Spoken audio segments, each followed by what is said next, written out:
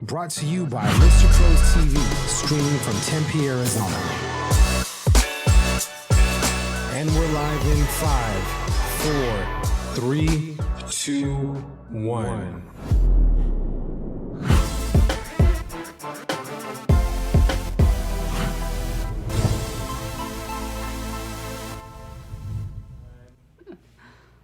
Hey guys, Jordan Nielsen here, host of Real Estate Pros on Lister Pros TV.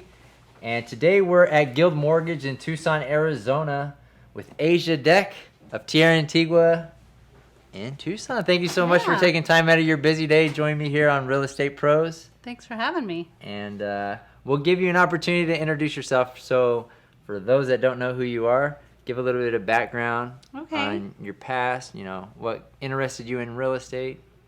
And we'll go from there. Okay, my name is Asia Deck, and I am with Tierra Antigua Realty.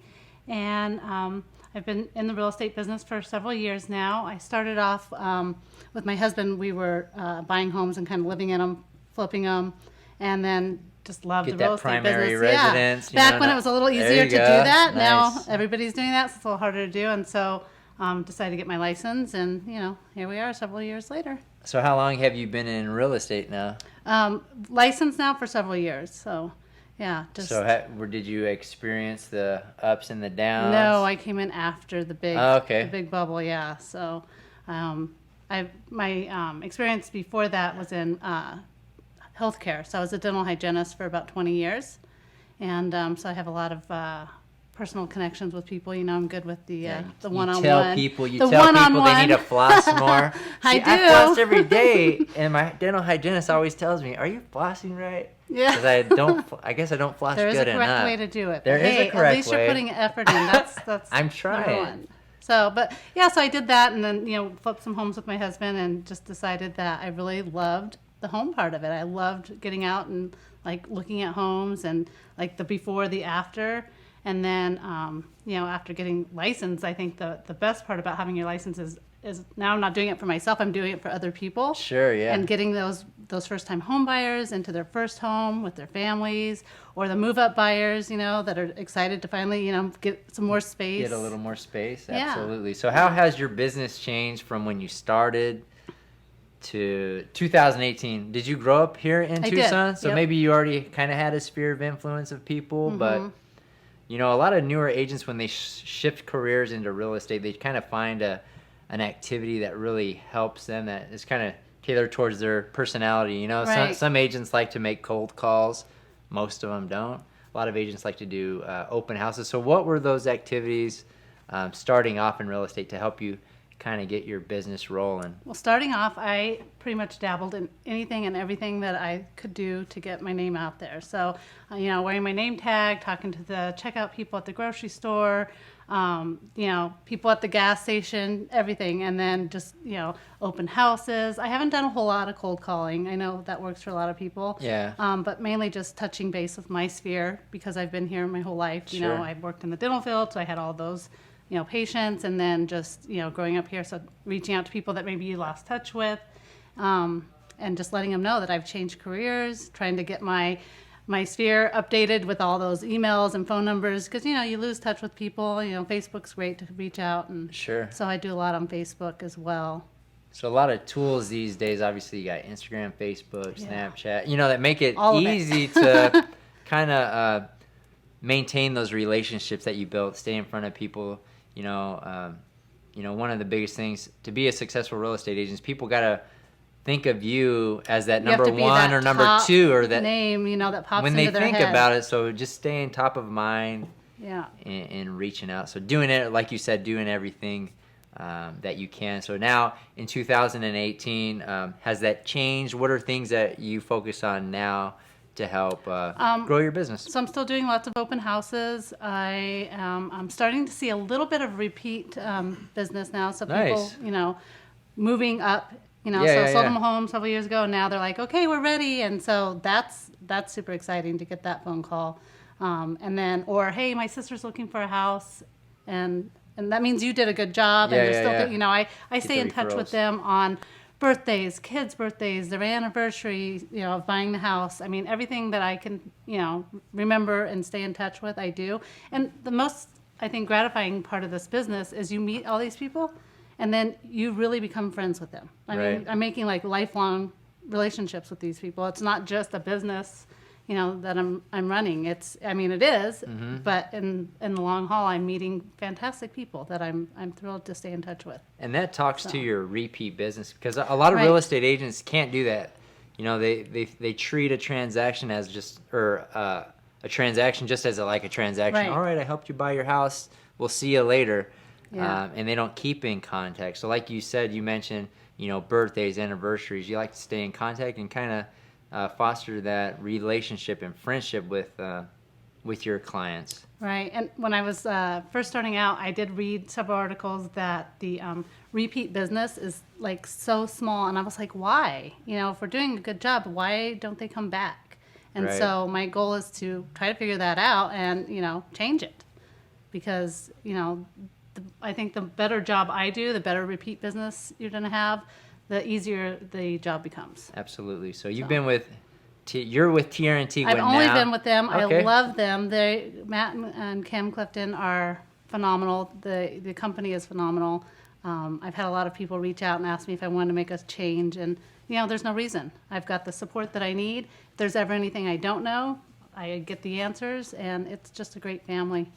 Yeah, I've heard nothing but great things about Tierra Antigua. Yeah. So, so let's talk about buyers and sellers. So if somebody watching this is a buyer or seller, or actually, I'll take a step back.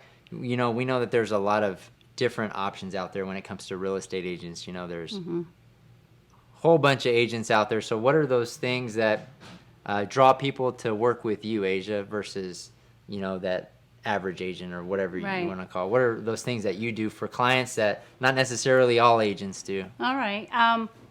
Without bragging about myself too much, I think I am really good at reading people and really honing in on what they're looking for. So, everybody says, oh, what do you want? 3-bedroom, 2-bath, 1-story, 2-story, getting their criteria. But I think one of the things that I'm able to do is just really fine tune that and really know what they're looking for. And I put everybody on a search, and they're going to get emailed homes, but I'm on MLS every day going, okay, so-and-so, let's see what's out there today for that specific buyer or that specific seller, because I know, they really like this style. And so I'm going through all the new listings, and I'm focusing on that one person. And then, if I see something, I email it to them, then I'm on to the next person. And I think that helps me just connect with them. Like, I have some buyers right now, and I know, I'm like, this is the perfect home for them. And I sent it, and sure enough, they loved it, And we've been looking for a little bit, but it's just, you just know when that's that right one. Sure. So doing your job, obviously, that saves the agent a lot of time by showing homes that don't necessarily meet their Right. seller or their buyer's criteria. But going that extra mile as a real estate agent, just because we know a lot of them will just put them on, or put the buyer on an automatic search, and they get all the new listings that Right. That's aren't just- weeded through. So you go that extra step Yeah. in weeding through, and then reaching out to your specific buyers Right. based on that specific criteria that they're looking for. Yeah. Those algorithms, they match a certain point, but you really have to put that personal touch on it. Yeah, absolutely. So what is your favorite thing about working in real estate versus, well, I know you were a dental hygienist before, so you've always kind of worked with people. Right. But what is that, what do you love the most about working in real estate? I love when I get to hand them the keys, Yeah. and it's a long process for a buyer or a seller. So even when you make the sell, and they get to move into their new house or move on to another chapter of their life, but just that final closing. I always take a picture, either in front of the house or at the closing with them signing. I have some fun signs like bought my forever home or bought my first home, and it's just, to get to that point, because every buyer, every seller, there's a lot of paperwork, and, a 30 or 40-day transaction just doesn't seem that long.